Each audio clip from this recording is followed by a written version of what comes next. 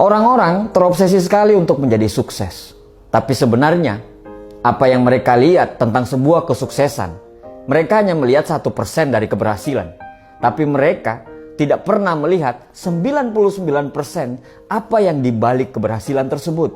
99% adalah kesakitan, penghinaan, air mata, pengorbanan, pukulan kehidupan, kejatuhan, kerugian, dijauhi orang, pengkhianatan, dan banyak sekali hal-hal yang buruk yang terjadi pada mereka sebelum mereka sukses. Orang-orang hanya terobsesi pada impiannya. Tapi pada saat ditanya, apakah kamu berani menjalankan prosesnya?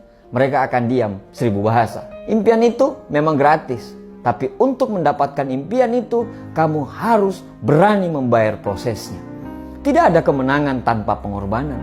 Tidak ada kesuksesan tanpa sebuah proses yang panjang. Proses itu mahal. Proses yang harus kamu lalui hari per hari, minggu per minggu, bulan per bulan. Bahkan kamu harus melalui proses itu bertahun-tahun. Proses yang tidak pernah tampak oleh orang-orang. Proses yang kamu lalui dari bangun tidur hingga tidur lagi. Proses yang tidak tampak untuk saat sekarang, tapi sangat berdampak untuk tahun-tahun yang akan datang. Muhammad Ali pernah berkata, "Aku sangat membenci tiap menit dalam latihan. Tapi aku selalu berkata, jangan berhenti menderita sekarang dan jalani sisa hidupmu sebagai seorang juara." Para juara fokus pada kemenangan. Para pecundang hanya fokus terhadap para juara. Semakin banyak kita mempergunakan waktu kita untuk berfokus kepada orang lain, akan semakin sedikit waktu kita untuk bisa berfokus kepada diri kita sendiri. Semakin kita cemas terhadap orang lain, semakin akan memperlambat gerakan kita. Mencemaskan orang-orang yang akan menggantikan jabatan kita, mencemaskan para kompetitor yang akan menjadi besar dengan bisnisnya, mencemaskan para pesaing yang ikut dalam pertandingan. Semakin banyak kecemasan, semakin akan memperlambat gerakan kita. Kenapa kita harus mengeluarkan energi yang besar untuk berfokus kepada orang lain? Fokus dengan apa yang mereka dapatkanlah, fokus dengan apa yang mereka gunakan, fokus dengan jalan mana yang akan mereka tempuh, sampai kita lupa pada diri kita. Bahkan kita juga lupa siapa kita, di mana kita berada, dan kemana kita harus menuju. Apakah dengan berfokus kepada orang lain akan merubah semuanya? Tidak. Satu-satunya cara supaya kita bisa menang adalah kita harus berfokus kepada kemenangan kita. Tidak usah peduli dengan orang lain. Jangan berpikir untuk mengalahkan mereka, tapi berusahalah untuk menjadi lebih baik dari kamu yang kemarin. Terus, tiap hari harus semakin baik dan jauh lebih baik.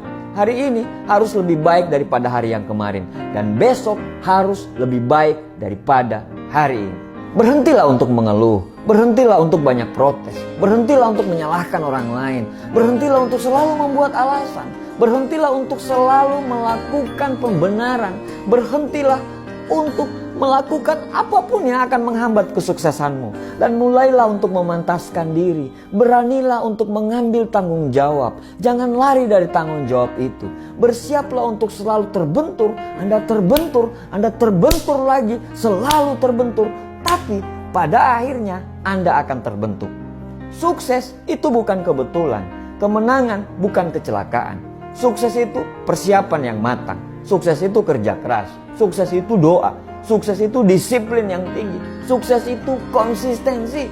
Sukses itu perencanaan. Sukses itu mau belajar. Sukses itu pengorbanan, air mata, keringat, investasi, kerugian, kegagalan demi kegagalan.